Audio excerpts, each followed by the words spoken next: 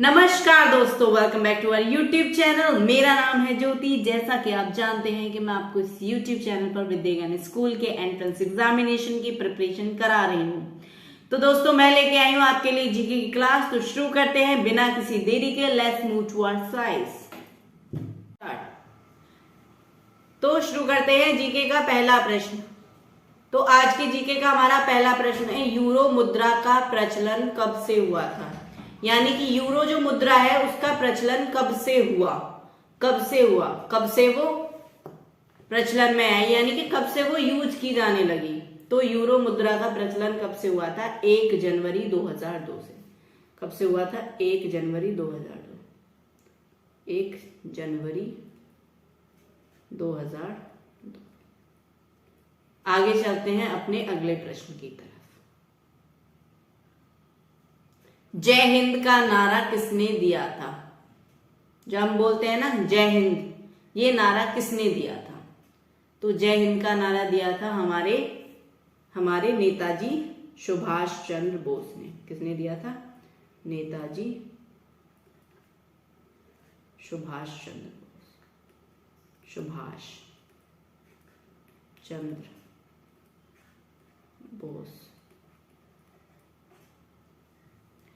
नेताजी सुभाष चंद्र बोस कौन थे? हमारे स्वतंत्रता सेनानी। उसके साथ साथ हमारे ग्रेट लीडर भी थे। ठीक है। तुम मुझे खून दो, मैं तुम्हें आजादी दूंगा का नारा किसने दिया? अगला प्रश्न क्या है हमारा? तुम मुझे खून दो, मैं तुम्हें आजादी दूंगा का नारा किसने दिया था? तो ये नारा किसने दिया था? बहुत फेमस है ना नारा ये, कि तुम मुझे खून दो, मैं तुम्हें आजादी दूंगा। तो ये नारा भी हमारे नेताजी सुभाष चंद्र बोस ने दिया था। तो किसने दिया था? नेताजी सुभाष चंद्र बोस। नेताजी सुभाष चंद्र बोस।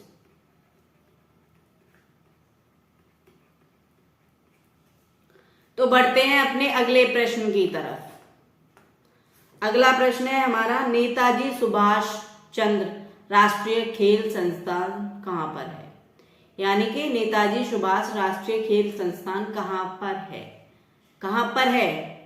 कहां पर है? तो ये जो खेल संस्थान है वो है हमारा पटियाला में। कहां पर है? पटियाला। कहां पर है? पटियाला। आगे चलते हैं। अगला प्रश्न, नेत्रदान में नेत्र के किस भाग का दान किया जाता है? जब कोई आदमी अपनी आंखों का दान करता है, यानी कि नेत्र का दान करता है, तो कौन से भाग का दान किया जाता है? क्या पूरा नेत्र ले लिया जाता है? क्या किया जाता है? तो नेत्रदान जब करते हैं तो नेत्रदान में जो नेत्र का एक भाग होता है जिसको हम बोलते हैं कॉर्निया, उसका दान किया जाता है। तो किसका दान किया जाता है? कॉर्निया। किसका दान किया जाता है? कॉर्निया का दान किया जाता है नेत्रदान करते समय। ठीक है। आगे चलते हैं अपने अगले प्रश्न की तरफ। आगे चलते हैं। हमारा अगला प्रश्न है, राजस्थान में खेतड़ी किसके लिए प्रसिद्ध है? खेतड़ी किसके लिए प्रसिद्ध है? तो खेतड़ी जो है वो राजस्थान में वो प्रसिद्ध है तांबे की खान। तांबे के लिए। तो क्या है? तांबे की खान। तांबा क्या होता है? धातु होती है। तांबे की खान। आगे चलते हैं अपने अगले प्रश्न की तरफ। क्लियर है यहां तक? राज्यसभा के सदस्यों का चुनाव कितनी अवधि के लिए किया जाता है? राज्यसभा के जो सदस्य होते हैं वो कितने साल के लिए चुने जाते हैं? तो राज्यसभा के जो हमारे सदस्य होते हैं वो 6 वर्ष के लिए चुने जाते हैं। कितने समय के लिए? 6 वर्ष। 6 वर्ष। कितने समय के लिए? 6 वर्ष। आगे चलते हैं। हमारा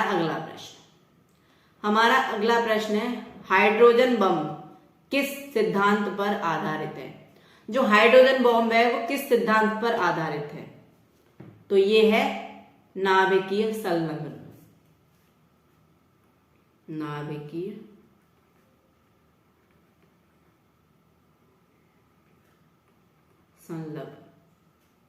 संलयन, यानी कि एटॉमिक फ्यूजन। किस पर आधारित है? Atomic fusion. आगे चलते हैं। 15 अगस्त 1947 ईस्वी को भारत ने अपनी आजादी का पहला जश्न कहाँ मनाया था? हमें पता है कि 15 अगस्त 1947 को भारत क्या हुआ था? आजाद हुआ था। किससे? अंग्रेजों से। अंग्रेजों से हमें आजादी मिली थी। तो हमने अपनी आजादी का पहला जश्न कहां पर मनाया था? कौन सी जगह मनाया था? तो वो जगह है कोलकाता। कहां पर मनाया था? कोलकाता में मनाया था हमने अपनी आजादी का जश्न। कहां मनाया था? कोलकाता। आगे बढ़ते हैं अगले प्रश्न की तरफ।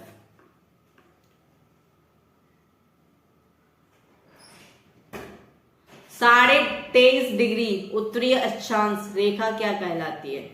यानी कि 23.5 डिग्री उत्तरीय अक्षांश क्या कहलाती है? ऐसे भी तो लिखते हैं हम इसको, 23.5 डिग्री उत्तरीय अक्षांश ऐसे लिखते हैं ना। रेखा क्या कहलाती है? तो क्या कहलाती है? 23.5 डिग्री उत्तरीय अक्षांश क्या कहलाती है? क्या कहलाती है? कर्क रेखा कहलाती है। क्या कहलाती है? कर्क रेखा। कर्क रेखा इंग्लिश में क्या बोलते हैं इसको? 23.5 डिग्री नॉर्थ लैटिट्यूड। ठीक है, आगे चलते हैं। हमारा अगला प्रश्न, वायुमंडल में सबसे अधिक गैस का प्रतिशत है? कौन सी गैस वायुमंडल में सबसे अधिक मात्रा में है? सबसे अधिक प्रतिशत किस गैस का है? तो हमें पता है, ये तो सबको पता है कि वायुमंडल में सबसे अधिक नाइट्रोजन का प्रतिशत है। तो कौन सी गैस है? नाइट्रोजन।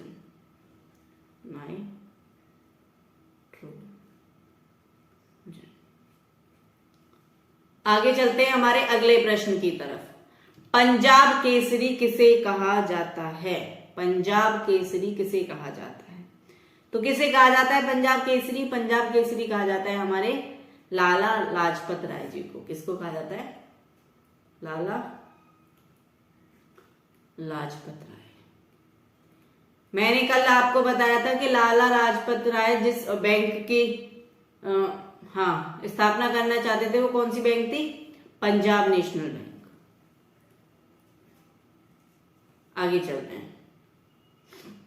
राष्ट्रीय चुनाव में कौन वोट डालता है? राष्ट्रपति चुनाव जो होते हैं ना, राष्ट्रपति जब चुने जाते हैं, देश के राष्ट्रपति जब चुने जाते हैं तो उनका भी चुनाव होता है। जब उनका चुनाव होता है तो कौन वोट देता है? देश की जनता? नहीं, देश की जनता तो नहीं देती, वो तो एमएलए और एमपी को चुनती है। तो राष्ट्रपति को कौन चुनता है? तो राष्ट्रपति को संसद तथा विधानसभाओं के चुने हुए सदस्य वोट देकर चुनते हैं। किसको चुनते हैं? कौन चुनता है? संसद तथा विधानसभा में चुने गए सदस्य। विधानसभाओं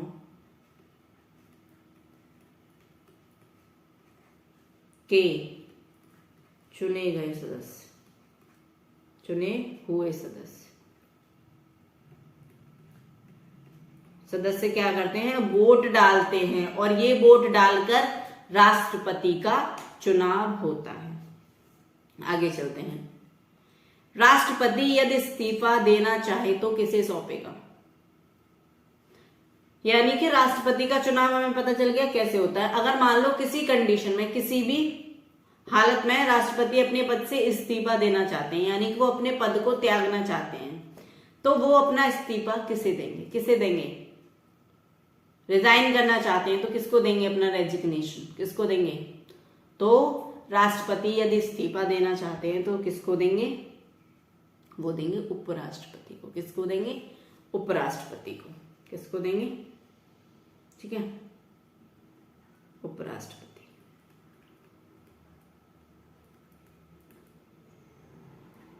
आगे चलते हैं अपने अगले प्रश्न की तरफ। तो हमारा अगला प्रश्न है, सार्क या दक्षेस का मुख्यालय कहां पर है? सार्क या दक्षेस का मुख्यालय कहां पर है?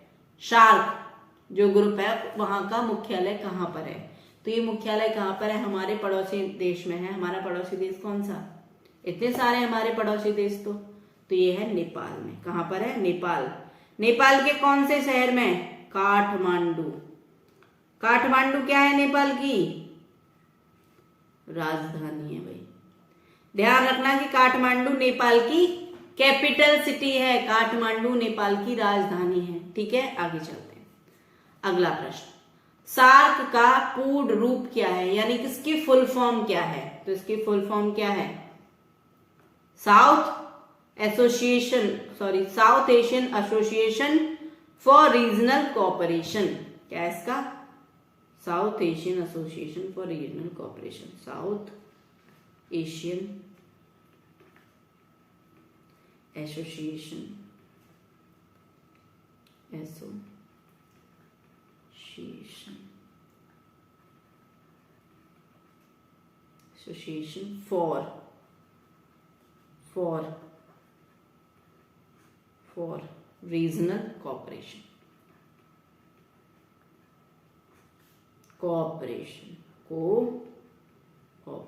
Regional cooperation. South Asian association for cooperation. South Asian association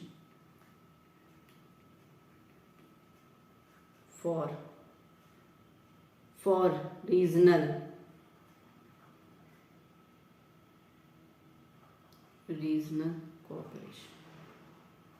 cooperation. आगे बढ़ते हैं अगले प्रश्न की तरफ। पहला बैंक जिसकी शाखा को ISO 9002 प्रमाण पत्र प्राप्त हुआ है, यानी कि पहला बैंक जिसकी शाखा को ISO 9002 प्रमाण पत्र प्राप्त हुआ है, तो कौन सा बैंक है? कौन सा बैंक है जिसकी शाखा को ISO 9002 प्रमाण पत्र प्राप्त हुआ है? तो वो बैंक का नाम है केनरा बैंक। कौन सी? केनरा बैंक।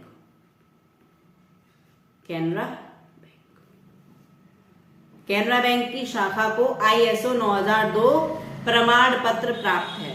आगे चलते हैं। पागल कुत्ते के काटने से कौन सा रोग होता है? हमारा अगला प्रश्न क्या है? पागल कुत्ते के काटने से कौन सा रोग होता है? तो कौन सा रोग होता है? रेबीज, जिसको हम एक और नाम से बोलते हैं, क्या होता है? हाइड्रोफोबिया।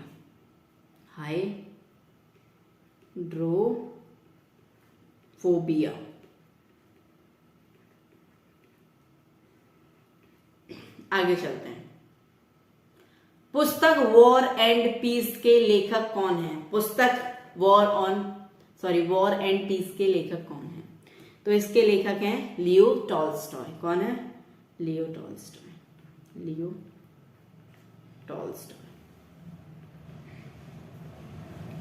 टॉल्स्टॉय।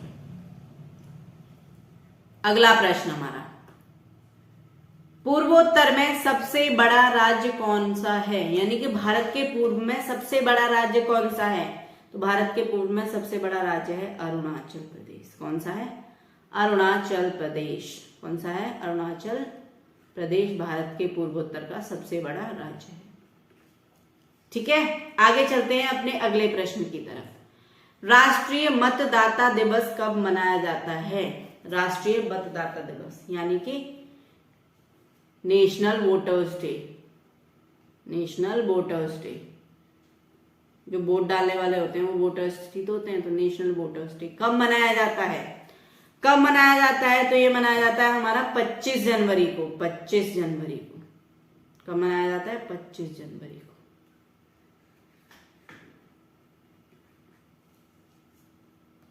चलते हैं हमारे अगले प्रश्न की तरफ।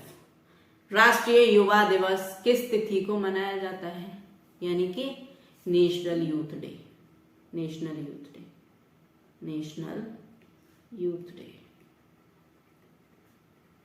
किस तिथि को मनाया जाता है? ये मनाया जाता है हमारा 12 जनवरी को।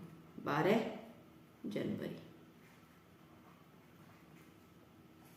ठीक है, आगे बढ़ते हैं। हमारा अगला प्रश्न, रूबल कहाँ की मुद्रा है? रूबल कहाँ की मुद्रा है? जो रूबल है वो सबसे बड़े देश, विश्व के सबसे बड़े देश की मुद्रा है। तो विश्व का सबसे बड़ा देश कौन सा है? रूस। तो रूबल किसकी मुद्रा है? रूस की। रूस की राजधानी कहां पर है? तो रूस की राजधानी है मॉस्को। रूबल कहां की मुद्रा है? रूबल रूस की मुद्रा है। और रूस की राजधानी कहां पर है? रूस की कैपिटल है, यानी कि राजधानी है मॉस्को। तो दोस्तों ये थी हमारी आज की क्लास। तो मिलते हैं हम अगली क्लास में। तब तक के लिए हमारी वीडियोस को लाइक कीजिए, शेयर कीजिए, जिससे कि ज्यादा से ज्यादा बच्चे हमारी क्लासेस का फायदा उठा सके। और हमारे चैनल को सब्सक्राइब कर लीजिए, बेल आइकन प्रेस कर दीजिए, जिससे कि मेरी जब भी क्लास आए सबसे पहले आपको नोटिफिकेशन मिल जाए और आप अपनी तैयारी मजबूत कर सकें। तो मिलते हैं अगली क्लास में। तब तक के लिए जय हिंद, जय भारत।